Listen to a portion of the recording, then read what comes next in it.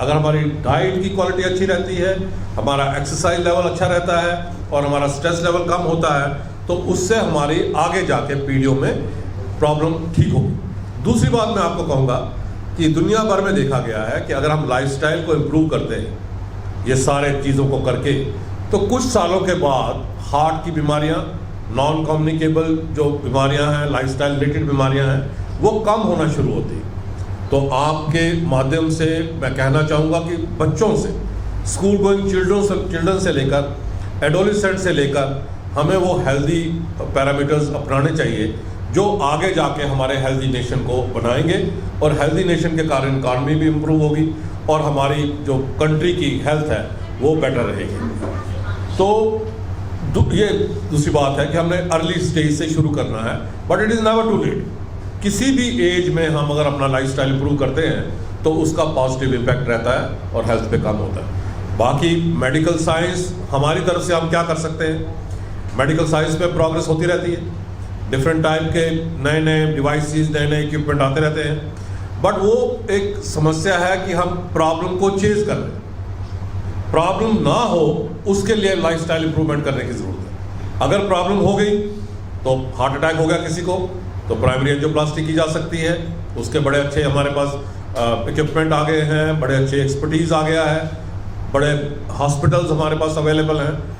वो primary angioplasty से heart attack का इलाज हो सकता है। अगर किसी का हार्ट मसल कमज़ोर है तो उसका मेडिसिन से इलाज हो सकता है, कुछ इंटरवेंशन से इलाज हो सकता है, कुछ पेसमेकर है उनसे इलाज हो सकता है। किसी के वैल खराब हो गए हैं, वो सर्जरी से वैल रिप्लेसमेंट हो सकती है, या बिना सर्जरी के वैल को रिप्लेस किया जा सकता है। तो ये सारी जो प्रोग्रेस मेडिकल इक्विपमेंट में हो रही है, ये एक सेकेंडरी थाट है। प्राइमरी थाट है कि हमारा लाइफस्टाइल बेटर हो, और जो फोकस है हमारा पॉलिटिकल, इकोनॉमिक, सोशल फोकस है, वो बेटर लाइफस्टाइल की तरफ जाए। और बेटर लाइफस्टाइल के लिए हमें अपनी पॉलिटिकल पार्टी से, अपने लीडर से, अपने नेताओं से, सभी से ये कहना पड़ेगा कि हम हेल्थ की तरफ ध्यान दें, हमारी जो डिफरेंट फूड वगैरह क्वालिटी आ रही है उसकी तरफ ध्यान दें, एजुकेशन की तरफ ध्यान दें, अवेयरनेस करें। तो अगर हम ऐसा करेंगे तो हमें वर्ल्ड हार्ट डे शायद ना मनाना पड़े, और वर्ल्ड हार्ट डे पे हमें ऐसे बातें ना करनी पड़े हार्ट डिजीज़ के बारे में, हम पॉजिटिव हेल्थ की बात करें और उसी के कारण हम आगे उन्नति कर सकते हैं। तो अगर आपका कोई भी सवाल है उसके बारे में हम बात करेंगे। बिफोर आई गो फर्दर, मैं इंट्रोड्यूस करना चाहूँगा, हमारे साथ मेजर जनरल डॉक्टर नवीन अग्रवाल हैं। ये आरएल में जो मेजर हॉस्पिटल है दिल्ली में आर्मी के लिए, उनके हेड ऑफ डिपार्टमेंट रहे हैं, वो हमारे साथ हैं। डॉक्टर अरविंद कोल है, इन्होंने एमडी मेडिसिन किया है पीजीआई से, डीएम किया है ऑल इंडिया इंस्टीट्यूट से, वो हमारे साथ हैं एज ए फैकल्टी। तो एक पूरी हार्ड टीम है पारस हॉस्पिटल में, जहाँ कार्डियक सर्जन भी हैं, कार्डियक एनेस्थेटिस्ट भी हैं, इंटेंसिविस्ट भी हैं, मल्टी स्पेशलिटी है। तो वो बात तो हमारे पास है कि हम कंप्रीहेंसिव आपको हार्ट टीम की तरफ से, हेल्थ की तरफ से दे सकते हैं, बट फंडामेंटल जो अवेयरनेस है वो ये है कि हमारी डाइट इंप्रूव हो, एक्सरसाइज से हमारी बीमारी कम हो और हमारे स्ट्रेस बस्टर्स जो है वो कम हो। अगर आप कोई भी सवाल पूछना चाहता है तो वो पूछ सकते हैं। तो बॉडी कुछ साइंस देती है हार्ट अटैक से पहले, और इसके बारे में बहुत सारे वीडियोस भी हैं। तो मैं डॉक्टर से, एक्सपर्ट से पूछना चाहता हूँ कि कौन से बाकी में ऐसे कोई साइंस हैं जो हार्ट अटैक से पहले थोड़ा सा बताती है बॉडी में, you can lead to this diverse effect. देखिए, दो बातें हैं। एक तो ये है कि हार्ट अटैक की हम अगर बात करें तो हार्ट अटैक होता है अगर दिल की एक मेजर एपिकार्डियल कॉरोनरी आर्टरी बिल्कुल बंद हो जाए क्लॉट बनने से, उसको हम हार्ट अटैक कहते हैं। कि जिस एरिया को वो ब्लड सप्लाई कर रहा है वो मसल डेड होना शुरू होता है, उसको हार्ट अटैक कहते हैं। तो उससे पहले दिल की नाड़ी में ब्लॉक शुरू होता है, और ब्लॉक जो है वो स्टेबल कॉरोनरी आर्टरी ब्लॉकेट करता है, जिसको हम डायग्नोज कर सकते हैं डिफरेंट टेस्ट से, जिसको हम कहते हैं कंप्रीहेंसिव कार्डियक चेकअप होना चाहिए, जिसमें एकोकार्डियोग्राफी है और किसी किस्म का stress test, stress echocardiography, stress thallium और टीएमटी। इससे हम जान सकते हैं कि दिल की नाड़ियों में ब्लॉकेड है। तो अगर एंजाइना किसी को है, चलने से किसी को एंजाइना हो रहा है या ये टेस्ट पॉजिटिव है, तो ये इंडिकेट करता है कि दिल की नाड़ियों में ब्लॉकेज हो रहा है। उसके बाद आता है अनस्टेबल एंजाइना। अनस्टेबल एंजाइना का मतलब है कि बीच बीच में दिल की नाड़ी जो है वो बंद हो जाती है। तो अगर किसी को चलने से सांस फूल रहा है या बैठे बैठे हार्ट की पेन हो रही है, जिसको हम एंजाइना कहते हैं, या थोड़ा चलता है पेन होती है फिर नहीं होती है, तो तो उसको हम अनस्टेबल एंजाइना कहते हैं। तो अनस्टेबल एंजाइना एक प्रिकर्सर है हार्ट अटैक की तरफ। तो अगर किसी को ऐसे सिम्टम्स आ रहे हैं कि चलने से उनको छाती में दर्द होती है, या जबड़े में दर्द होती है, या दोनों शोल्डर्स में दर्द होती है, या इंटरस्कैपुलर एरिया में दर्द होती है, तो ये हमें इंडिकेट करता है कि ऐसे मरीज को आगे जाके हार्ट अटैक हो सकता है। दूसरी बात यह है कि जिसको, जो शायद आप सुनना चाहते हैं, कि जिसको हम सडन कार्डिक डेथ कहते हैं। तो सडन कार्डिक डेथ का मतलब है कि हमें किसी को कुछ पता नहीं, विद इन मिनट्स ऐसे एपिसोड हो गया, सडनली पेशेंट कोलैप्स कर गया और उसका पल्स और ब्लड प्रेशर नहीं रहा और उसकी सडनली डेथ हो गई। ऐसे मरीज में हम समझते हैं कि अगर हम हिस्ट्री लें तो उससे पहले कुछ सिम्टम्स आते हैं जो हमें इंडिकेट करते हैं कि शायद उनको हार्ट अटैक होने वाला है, एक बात। दूसरी बात हम समझते हैं कि जो लोग जिम में जा रहे हैं, यंग लोग जो 6 पैक ऐप की बात करते हैं या मस्कुलर अपने बनाने की जिम में जाते हैं, तो उनको सबसे पहले एक अपना कॉम्प्रिहेंसिव मेडिकल चेकअप कराना चाहिए कि वो फिट है जिम में जाने के लिए। दूसरा, जिम में हम समझते हैं कि जो न्यूट्रिएंट्स यूज़ हो रहे हैं या सप्लीमेंट्स यूज़ हो रहे हैं या एनाबॉलिक स्टीरॉयड यूज़ हो रहे हैं, वो कितने यूज़ हो रहे हैं, किस क्वालिटी के यूज़ हो रहे हैं, वो एक डॉक्टर के डायरेक्शन में होना चाहिए। क्योंकि मसल बनाने के लिए कुछ भी यूज़ किया जा सकता है, हार्मोन्स भी यूज़ किए जाते हैं, जिसके कारण हार्ट पे एडवर्स इफेक्ट पड़ सकता है। तीसरी बात है कि किसी भी जिम में या पब्लिक प्लेस में हमें सभी लोगों को कार्डियोपल्मोनरी रिससिटेशन में CPR में ट्रेन होना चाहिए कि अगर कोई इंसान कोलैप्स कर गया तो उसको रिवाइव करने के लिए हमें CPR की ट्रेनिंग होनी चाहिए। और चौथी बात है कि हमें हर जगह पे जहाँ पे कंग्रीगेशन है, लोग एक से ज़्यादा है, वहाँ पे एक एक्सटर्नल डिफिब्रिलेटर होना चाहिए, ऑटोमेटिक एक्सटर्नल डिफिब्रिलेटर, AED जिसको कहते हैं, ताकि अगर किसी को कोलैप्स कर गया, CPR से वो रिवाइव नहीं हो रहा, तो वो हम डिफिब्रिलेट करके उनको रिवाइव कर सकें। तो मैं आपके माध्यम से ये कहूँगा कि जो हमारे सेलिब्रिटीज़ हैं, चाहे किसी भी फील्ड में हो, या जो अपने फिजिकल बॉडी का बहुत ख्याल रखने के लिए जिम्स या बाकी न्यूट्रिएंट्स यूज़ कर रहे हैं, वो इन चीज़ों का ख्याल रखें कि उनकी फिजिकल एक्टिविटी ठीक रहे, अंडर सुपरविजन रहे, उनकी न्यूट्रिशन अंडर सुपरविजन रहे, और अगर कोई दिक्कत आती है तो उनको मेडिकल हेल्प इमीडिएटली पहुँच जाए। कुछ लोग जो सेलिब्रिटीज़ हैं, कुछ ऐसे पदार्थ भी यूज़ करते हैं जो हार्ट के लिए बड़े हानिकारक हैं, जिसमें ड्रग्स भी आती हैं, कोकेन एक इम्पॉर्टेंट कंपोनेंट है। तो हम चाहेंगे कि जो इसको हमारे एक हार्ट फाउंडेशन की तरफ से, बाकी फाउंडेशन यहाँ पे हैं, जोशी फाउंडेशन करते हैं, हमने ड्रग एडिक्शन के लिए बड़े मुहिम किए हैं। और हम समझते हैं कि ये अवेयरनेस कॉमन लोगों में तो हम करते हैं, हम सेलिब्रिटीज़ में नहीं करते हैं। और सेलिब्रिटीज़ में ये एक समस्या है, और जो हमारी म्यूज़िक इंडस्ट्री, एंटरटेनमेंट इंडस्ट्री है, उसमें एक समस्या है। और मुझे लगता है कि जब राजपूत की डेथ हुई थी तो उस समय ये समस्या ऊपर की आई थी, बट ये एक बड़ी मेजर समस्या है, तो उसके बारे में हमें सोचना पड़ेगा, किसी समय उसके बारे में भी बात करनी पड़ेगी। सर, एंजाइना पेक्टोरिस के अलावा सर एरिथमिया है that can lead to absolutely. जब देखिए, जो सडन कार्डिक डेथ होती है वो अरिथमिया से होती है। हमारे पास डॉक्टर नवीन है, वो आपसे बात करेंगे मेरे बाद।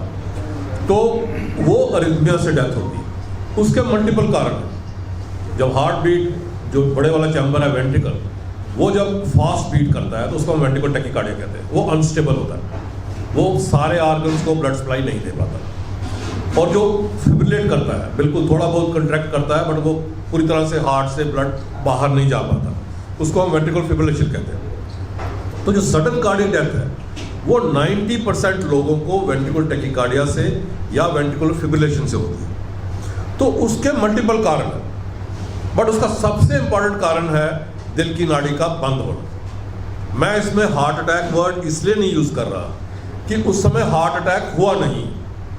जो पहला आधा घंटा है दिल की नाड़ी के बंद होने के बाद, उस समय हार्ट बीट इरेगुलर हो जाती है। सो मेजर डेथ जो सडन कार्डियक डेथ होती हैं वो दिल की नाड़ी के बंद होने से। तो जो आप पेपर में रोज़ लिखते हैं कि किसी को मेजर हार्ट अटैक हुआ, वो सोया हुआ था, उठा ही नहीं, या मैसिव हार्ट अटैक हो गया, वो मैसिव हार्ट अटैक नहीं है, वो दिल की नाड़ी के बंद होने के कारण प्राइमरी वेंट्रिकुलर अरिथमिया है, जिसके कारण हार्ट बीट इरेगुलर हो गई।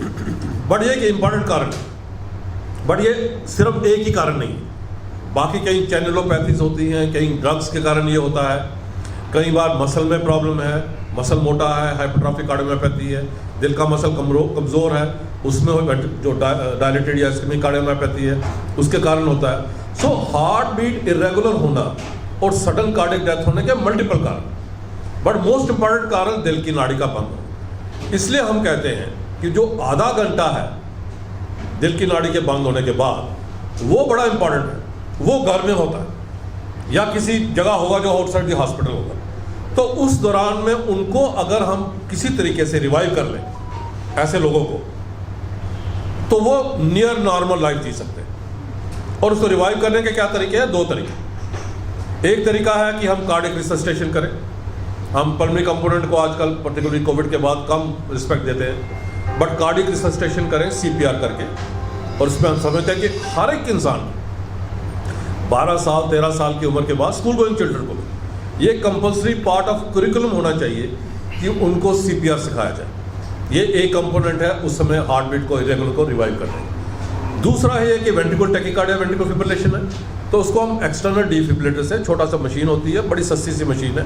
कहीं पे भी आप एयरपोर्ट पे जाएंगे, किसी भी बाहर के मुल्क में जाएंगे, तो जैसे फायर एक्सटिंग्विशर लगे होते हैं वैसे ये शीशे के पीछे मशीन लगी होती है, उससे हम एक्सटर्नल डिफिब्रिलेट करेंगे। तो अगर हम उसको रिवाइव कर पाते हैं तो these people can live A near life. और जितनी जल्दी हम कर पाएंगे, क्योंकि उतनी जल्दी ब्लड सप्लाई ब्रेन को कितना टॉलरेट कर सकता है? 7 मिनट, 10 मिनट, 15 मिनट, आधा घंटा।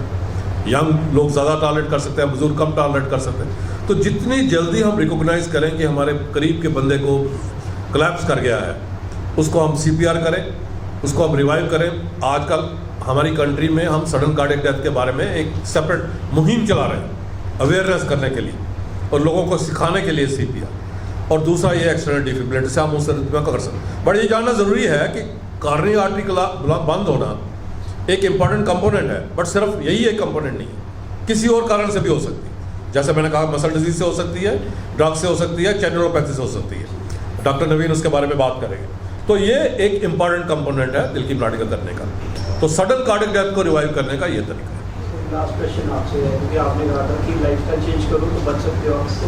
सर 3-4 एक्टर के नाम मैं बता देता हूँ जिन्होंने लाइफस्टाइल के कारण भी उनको ये हुआ और उनकी डेथ भी ट्रेजिकली हो गई। अभी सिद्धार्थ शुक्ला, मैंने आपसे बात करी, सिद्धार्थ शुक्ला जी का हुआ, रंजीत जी हैं वो जो साउथ के स्टार थे, सुपरस्टार, उनका हुआ, के जी का हुआ। हम बिल्कुल आपसे सहमत हैं। मैं इसमें 2 चीज़ें आपसे और कहना पाऊँगा कि ये ज़रूरी नहीं है कि अगर देखने में कोई स्मार्ट लगता है और बड़ा हेल्दी लगता है तो वो वाकई हेल्दी हो। ये हमें जानना ज़रूरी है कि कोई स्मार्ट लग सकता है, कोई आइकॉन हो सकता है, कोई पर्सनैलिटी बड़ी इंपॉर्टेंट हो सकता है, बट उनको भी अपनी हेल्थ इग्नोर नहीं करनी चाहिए। और उसमें हमें लगता है कि जिम में जाने से पहले उन्हें अपना कम्प्रिहेंसिव हेल्थ चेकअप कराना चाहिए। ये एक इंपॉर्टेंट कंपोनेंट है। हाँ, दूसरी बात जो है कि हमने देखा है कि कोविड के टाइम में कोविड के टाइम में 2 बातें हुई। एक तो ये है कि कोविड जो जिन लोगों को हुआ है उसमें क्लॉट बनते हैं। ये क्लॉट डिफरेंट जगह पे बनते हैं, दिल की नाड़ियों में भी बनते हैं, लंग्स की नाड़ियों में भी बनते हैं, टांगों की नाड़ियों में भी बनते हैं और डिफरेंट वेन्स और आर्टरीज में बनते हैं। और ये जो क्लॉट बनते हैं ये सिर्फ कोविड के टाइम में नहीं बनते, ये 3-6 महीने कोविड होने के बाद भी बन सकते हैं। तो जिसके कारण ये समस्या आ सकती है कि किसी को अगर कोविड हुआ है तो बाद में उनको क्लॉट बनने से हार्ट अटैक की समस्या आ सकती है। तो ये इसलिए हम ये समझते हैं कि जिन लोगों को कोविड हुआ है अपने डॉक्टर की निगरानी के अंदर अगर किसी को ब्लड थिनर्स की ज़रूरत है कुछ हफ्तों वीक्स के लिए तो उन्हें वो लेनी चाहिए, बट ये डॉक्टर की एडवाइस पे और डॉक्टर के सुपरविजन में लेनी चाहिए। दूसरी बात हम समझते हैं कि जो लोग कोविड से रिकवर किए, चाहे वो माइल्ड कोविड हो, सीवियर कोविड ना हो, तो हम समझते हैं उनको एकदम जिम नहीं ज्वाइन करना चाहिए, एकदम पूरी एक्सरसाइज नहीं करनी चाहिए। उन्हें अपने बॉडी को रिकवर होने के लिए 3 से 6 महीने का टाइम देना चाहिए। और तीसरी बात, हमारी जो वैक्सीनेशन है उसने दुनिया को कोविड के पैंडेमिक से बचाया है। हमारे कंट्री में शायद 2 crore people have been vaccinated. इसी ने हमारी कंट्री को, सभी लोगों को बचाया। और हमने सबने डॉक्टर्स ने ये एडवाइस किया है कि आप 2 डोज भी लें और बूस्टर डोज भी लें। इसी ने मैं बार बार रिपीट कर रहा हूँ कि अगर दुनिया में पैंडेमिक से इंसानियत बची है तो वो वैक्सीनेशन से बची है, और इसके लिए हमें अपने साइंटिस्ट को, जिन लोगों ने वैक्सीन बनाई है, उनको पूरा कम्प्लीमेंट करना चाहिए। बट हमें 2 चीज़ें याद रखें, ये जो वैक्सीनेशन बनी है ये 6 महीने से 9 महीने के अंदर बनी। ये पूरा वो सीक्वेंस ऑफ इवेंट जो नॉर्मल वैक्सीनेशन में हम करते हैं, वो उसके प्रोसेस को हमने शॉर्टन किया वर्ल्ड वाइड। तो अभी इसको हमें इम्प्रूव करने की ज़रूरत है, तो उसके ऊपर काम चल रहा है। एंड वी बिलीव कि 2nd, 3rd, 4th जनरेशन जो वैक्सीनेशन आएंगी वो सेफर होएंगी, बेटर होंगी। आप डॉक्टर नवीन से आप जो पूछना चाहते हैं पूछ सकते हैं। और सडन कार्डिक डेथ है, कोई सवाल अगर आप लोग पूछना चाहें। और डॉक्टर साहब ने बड़ी अच्छी बात कही कि 10-12 साल के बच्चों को भी CPR ट्रेनिंग देना चाहिए। तो सर मैं आपसे पूछना चाहती हूँ, क्या आप इस डायरेक्शन में कुछ स्कूल्स वगैरह का अप्रोच कर रहे हैं? बिल्कुल, हम इस बात से पूरा कंसिडर्ड तरीके से कन्विंस्ड हैं। और मैं जब पिछली ऑर्गेनाइजेशन में था तो ट्राई सिटी के स्कूल्स में हम बच्चों को अपने हॉस्पिटल में बुलाते थे और उनकी ट्रेनिंग देते थे CPR में। और मैं समझता हूँ कि हमें करिकुलम में इंक्लूड करना चाहिए कि जैसे हम बाकी सब्जेक्ट पढ़ाते हैं, हमें CPR हर बच्चे को सिखाना चाहिए। और मैं डॉक्टर जितेंद्र अरोड़ा की तरफ से, हमारे फैसिलिटी डायरेक्टर से आपको एश्योर करता हूँ कि हम ट्राई सिटी में ये कैंपेन शुरू करेंगे, जहाँ 12-13 साल के बच्चों से लेकर डिफरेंट स्कूल से लेकर पुलिस एम्प्लॉइज़ को, फायर एक्सटिंग्विशर वालों से, सभी एम्प्लॉइज़ को हम ये ट्रेनिंग करेंगे कि वो अपने घर के लिए इम्पॉर्टेंट है, अपने रिश्तेदारों के लिए इम्पॉर्टेंट है, अपने फैमिली मेम्बर्स के लिए इम्पॉर्टेंट है। हर एक इंसान को CPR में ट्रेंड होना चाहिए ताकि शॉर्टेस्ट पॉसिबल टाइम में हम उन्हें CPR दे सकें। जैसा सर ने अभी बोला, डॉक्टर बाली ने कुछ पार्ट जो मैं बताना चाहता हूँ। स्कूलों में ये प्रोग्राम हमने ऑलरेडी शुरू कर दिया है। पंचकूला में 15 सेक्टर में भवन विद्यालय स्कूल है, जहाँ पे बच्चों को CPR की ट्रेनिंग पारस हॉस्पिटल द्वारा प्रोवाइड करी गई है। अभी 9 सेक्टर में एक स्कूल में हादसा हुआ था जहाँ पे एक पेड़ गिर गया था। वहाँ पे टीचर्स को और बच्चों को हमारी टीम ने जाके CPR की ट्रेनिंग प्रोवाइड करी है। तो ये भी शुरुआत है। हम मैक्सिमम स्कूल जो चंडीगढ़, पंचकूला की कवर करने का प्रयास करेंगे। अभी हम इसमें इतने हमने इतना ध्यान नहीं दिया था। आपने ये थॉट हमारे दिमाग में डाल दिया है। Will try to cover the maximum schools now. Thank you. जरूर सर, पॉइंट टेकन सर। मैं आपको ये कहना चाहूँगा कि एक टेक्सास हार्ट वॉच है, टेक्सास है US में, उन्होंने सारी जनरल पब्लिक को CPR में ट्रेन किया under the program of Texas heart watch. और उन्होंने देखा कि जब सारी पॉपुलेशन में most of the adults trained हो जाते हैं तो सडन कार्डिक डेथ की जो मॉर्टेलिटी है वो हाफ हो जाती है। तो इसलिए इसकी इम्पॉर्टेंस को हमें डिनाई नहीं करना चाहिए। वो इसलिए नहीं डिनाई करना चाहिए कि यंग लोगों में होता है, प्रीवियस कोई हिस्ट्री नहीं होती है, और वो प्रोडक्टिव ईयर्स ऑफ लाइफ में होते हैं, अपनी पर्सनल लाइफ में भी और प्रोफेशनल लाइफ में। और सबसे इम्पॉर्टेंट पार्ट है कि अगर हम उनको रिवाइव कर पाते हैं, ये एक actually it's a oxymoron, that survival of sudden cardiac death is an oxymoron. But हमने देखा है कि अगर किसी को हम रिवाइव करते हैं तो वो नियर नॉर्मल लाइफ जी सकता है। उसके बाद चाहे हमें उनका एंजियोग्राफी करनी पड़े, बाकी टेस्ट करने पड़े, मेडिसिन देने पड़े, बट वो नियर नॉर्मल लाइफ जी सकते हैं। तो आप समझ सकते हैं कि CPR का कितना रोल है हमारे जीवन में। तो अगर किसी को CPR नहीं आता है तो मैं समझता हूँ कि वो हैंडीकैप्ड है। जैसे if somebody is not educated we feel he is handicapped. Handicap सिर्फ फिजिकल नहीं होती, हैंडीकैप एजुकेशनल भी होती है, और हैंडीकैप विद योर एक्ट्स भी होती है। मैं समझता हूँ कि अगर किसी को CPR नहीं आता है तो वो इमोशनली, एजुकेशनली हैंडीकैप्ड है। This should be considered drawback even for employment. CPR training should be must. बिल्कुल वाजिब पॉइंट है। CPR is a essential life skill. जैसे हमें ड्राइविंग आनी चाहिए, जैसे हमें स्विमिंग आनी चाहिए, ये उतना ही इम्पोर्टेंट है। और इसमें सिर्फ हॉस्पिटल्स का रोल डेफिनेटली है, लेकिन इसमें ज़्यादा रोल पॉलिसी का, एजुकेशन पॉलिसी वालों का ज़्यादा है। कि जैसा सर ने बोला कि CPR को as a essential part of curriculum बनाना पड़ेगा, ताकि बचपन से, जब स्कूल के लेवल से ही बच्चों को ये सीखना पड़ेगा और ये नहीं कि एक बार आप सीख लें, इसको हम जो भी चीज़ सीखते हैं समय के साथ साथ अगर प्रयोग नहीं करते तो उसको भूल जाते हैं, तो उसको टाइम टाइम पर वापस रीइंफोर्स करना पड़ेगा, ये बहुत ज़रूरी है। तो इसलिए ये ज़रूरी है कि स्कूलों में, कॉलेजेस में, ऑफिसेज़ में, हर जगह इस चीज़ को बार बार हम रीएम्फसाइज करें, बार बार इस पर ट्रेनिंग दें, हर जगह इसके वीडियोस अवेलेबल हो, बुकलेट्स अवेलेबल हो। और वो इसलिए कि ये एक बिल्कुल जान, एक इंसान की अगर ज़िंदगी में आपने एक इंसान की भी जान बचा ली तो उससे बड़ा कोई पुण्य का काम आप कर नहीं सकते। सर अगर किसी को हार्ट अटैक हो जाता है आपके सामने तो उसको मतलब क्या करना चाहिए? कपड़े वगैरह उसके खोल देने चाहिए, जैसे उसे थोड़ी सफोकेशन कम हो और फिर काम करना चाहिए?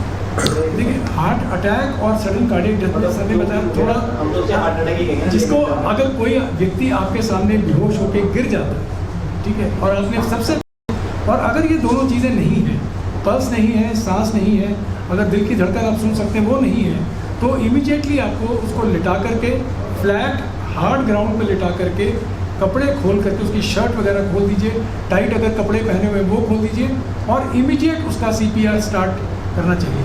इसमें टाइम की बड़ी इंपॉर्टेंस है कि आपने ये नहीं कि आप दौड़ रहे हैं, किसी को बुला रहे हैं जाने के लिए, कुछ नहीं। जो आदमी फर्स्ट अवेलेबल है, फर्स्ट रिस्पॉन्डर है, उसकी रिस्पॉन्सिबिलिटी बनती है कि वो तुरंत CPR स्टार्ट करे। अगर आप हेल्प के लिए भागेंगे बहुत देर हो जाएगी। पैर रब करनी चाहिए, पैर जैसे नहीं, उससे कुछ नहीं होता, वो एक गलत फहमी है। CPR जो प्रॉपर ट्रेंड CPR है उसी से फ़ायदा होता है, पैर मसलने से या सिर पे पानी के छींटे मारने से, हार्ट दबाने से, उससे हार्ट प्रॉपर तरीके से दबाने से, वो CPR है। आपने अभी कहा कि